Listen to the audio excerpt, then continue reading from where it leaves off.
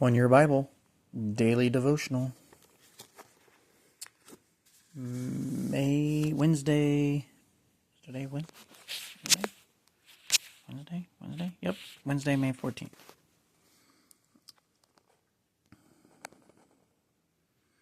First Samuel 15:1 through 16:23. One day Samuel said to Saul, "It was the Lord who told me to anoint you as king of his people, Israel. Now listen to this message from the Lord. This is what the Lord of heaven's armies has declared. I have decided to settle accounts with the nation of Amalek for opposing Israel when they came from Egypt. Now go and completely destroy the entire Amalekite nation, men, women, children, babies, cattle, sheep, goats, camels, and donkeys." So Saul mobilized his army at Telaim. There were 200,000 soldiers from Israel and 10,000 men from Judah.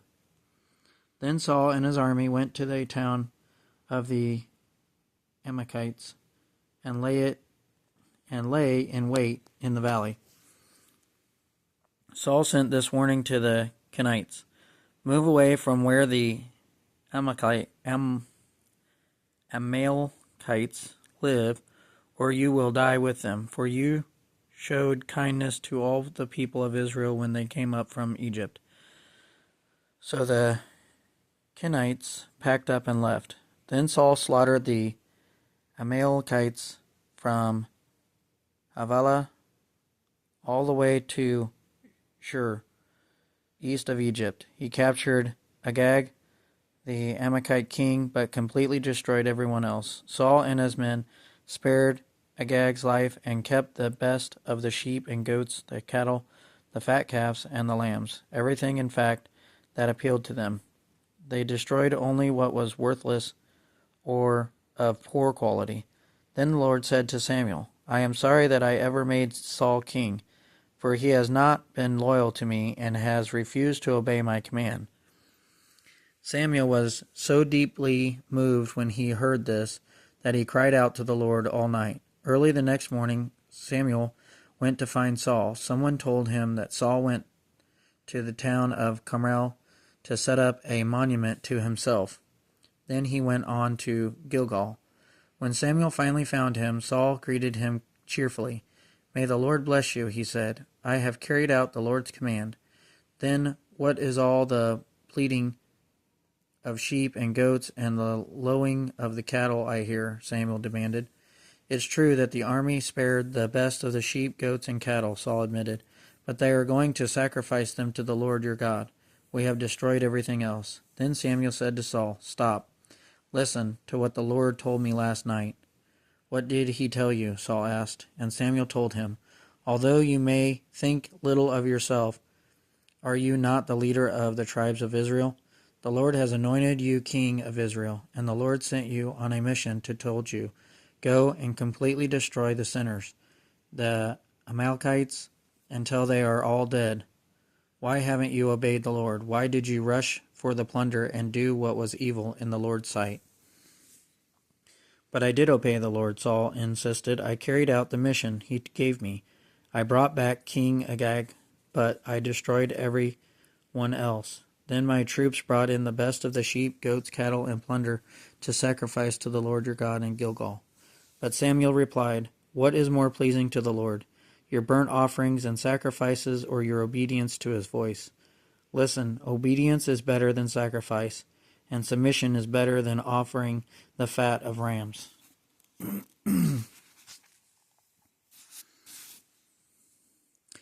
Not alone.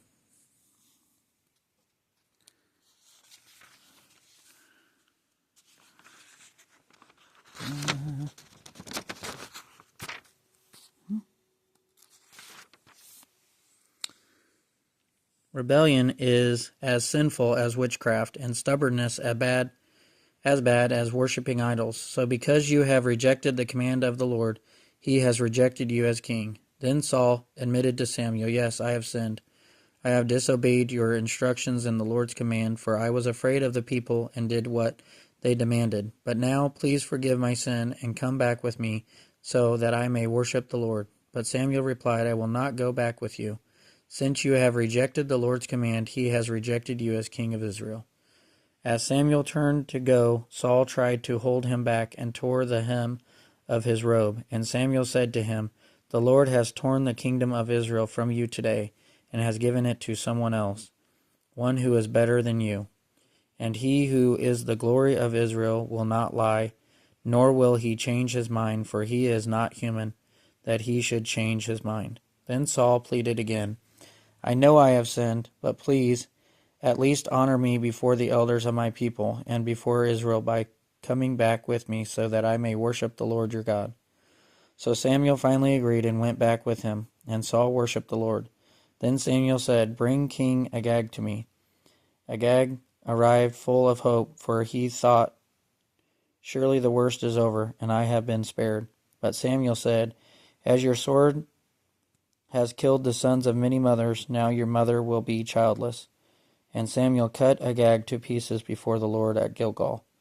Then Samuel went home to Ramah, and Saul returned to his house at Gibeah of Saul. Samuel never went to meet with Saul again, but he mourned consistently for him, and the Lord was sorry he had ever made Saul king of Israel. Now the Lord said to Samuel, You have mourned long enough for Saul.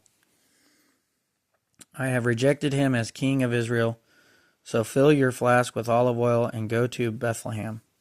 Find a man named Jesse, who lives there, for I have selected one of his sons to be my king. But Samuel asked, How can I do that? If Saul hears about it, he will kill me. Take a heifer with you, the Lord replied, and say that you have come to make a sacrifice to the Lord. Invite Jesse to the sacrifice, and I will show you which of his sons to anoint for me. So Samuel did as the Lord instructed.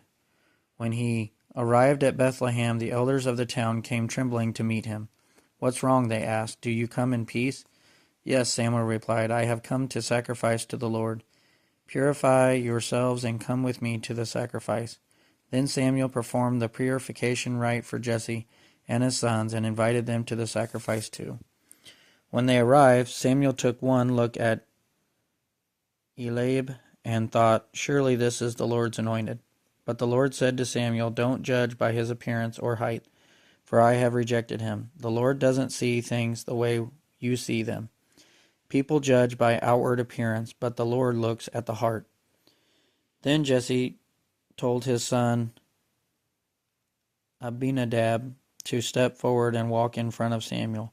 But Samuel said, This is not the one the Lord has chosen. Next Jesse summoned Shemiah, but Samuel said, Neither is this one the Lord has chosen. In the same way, all 7 of Jesse's sons were presented to Samuel. But Samuel said to Jesse, The Lord has not chosen any of these. Then Samuel asked, Are these all your sons you have?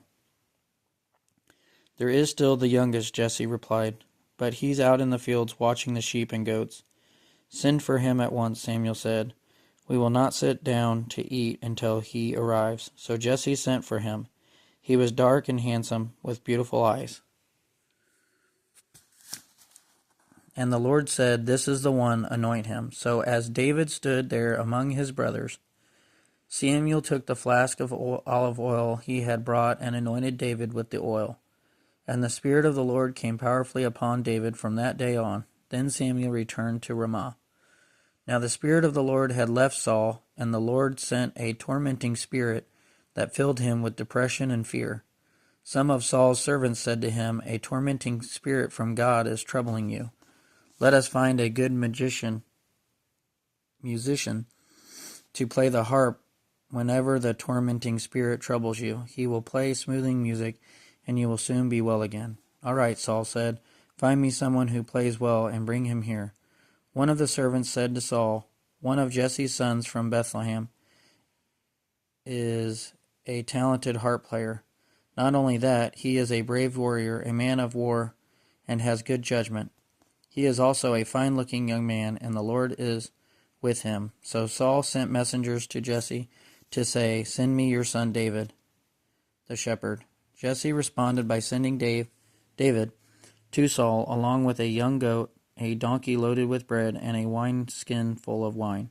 So David went to Saul and began serving him. Saul loved David very much, and David became his armor-bearer.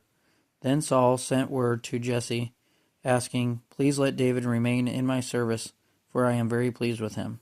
And whenever the tormenting spirit from God troubled Saul, David would play the harp. Then Saul would feel better, and the tormenting spirit would go away. John 8, 1-20. Jesus returned to the Mount of Olives, but early the next morning he was back again at the temple. A crowd soon gathered, and he sat down and taught them. As he was speaking, the teachers of religious law and the Pharisees brought a woman who had been caught in the act of adultery. They put her in front of the crowd. "Teacher," they said to Jesus, "this woman was caught in the act of adultery. The law of Moses says to stone her. What do you say?"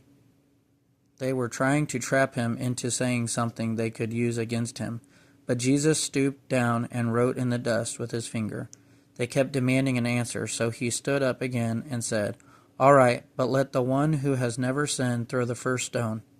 Then he stooped down again and wrote in the dust. When the accusers heard this, they slipped away one by one, beginning with the oldest, until only Jesus was left in the middle of the crowd with the woman. Then Jesus stood up again and said to the woman, "Where are your accusers? Didn't even one of them condemn you?" "No, Lord," she said. And Jesus said, "Neither do I. Go and sin no more." Jesus spoke to the people once more and said, "I am the light of the world. If you follow me, you won't have to walk in darkness, because you will have the light that leads to life." The Pharisees replied, "You are making those claims about yourself. Such testimony is not valid." Jesus told them, "These claims are valid even though I make them about myself. For I know where I come from and where I am going, but you don't know this about me. You judge me by human standards, but I do not judge anyone. And if I did, my judgment would be correct in every respect, because I am not alone. The Father who sent me is with me. Your own law says that if two people agree about something, their witness is accepted as fact. I am one witness, and my Father who sent me is the other. Where is your Father?" they asked. Jesus answered, "Since you don't know who I am, you don't know who my Father is. If you knew me, you would also know my Father."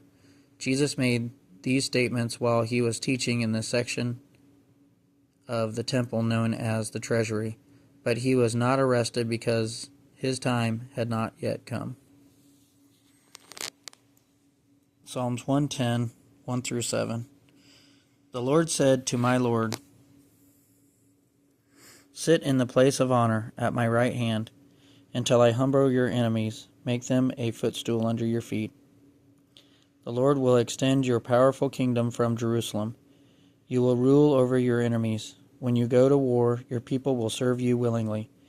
You are arrayed in holy garments, and your strength will be renewed each day like the morning dew. The Lord has taken an oath and will not break his vow. You are a priest forever in the order of Melchizedek. The